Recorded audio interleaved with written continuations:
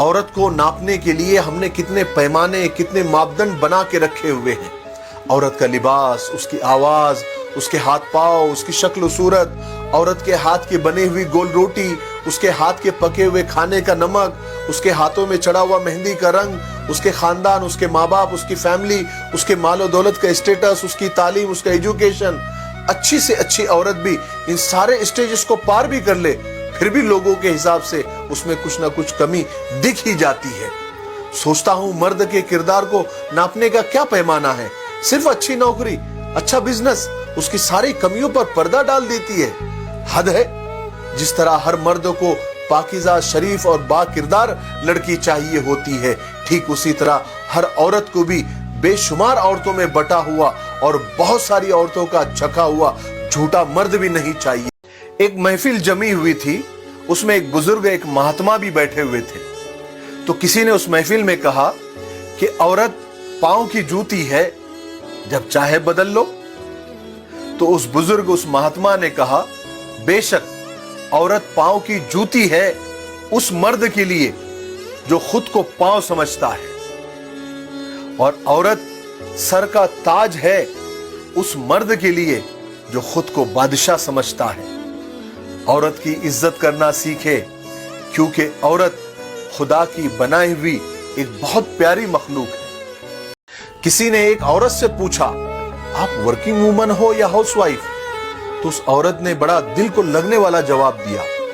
कहा कि मैं फुल टाइम वर्किंग वूमन हूं, मैं सुबह का अलार्म क्लॉक भी हूं, मैं घर की कुक सर्वेंट भी हूं, मैं बच्चों की टीचर भी हूं, मैं बुजुर्गों की नर्स भी हूं, मैं घर की सिक्योरिटी गार्ड भी हूं, मैं मेहमानों की रिसेप्शनिस्ट भी हूं, मैं फंक्शन में सज धज के जाने वाली मॉडल भी हूं, मैं अपने पति की हीरोइन भी हूं।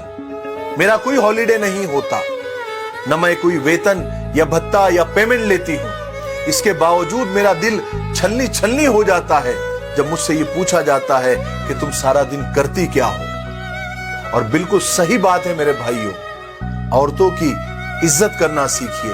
रिस्पेक्ट एवरी वुमन, क्योंकि वो एक बहुत बड़ी जिम्मेदारी निभा रही है। जिस दिन औरत मर्द को ये बोल देती है ना कि मैं तुम्हारे बिना जिंदा नहीं रह सकती, उस दिन वो औरत अपने ही हाथों से उस रिश्ते को मार देती है।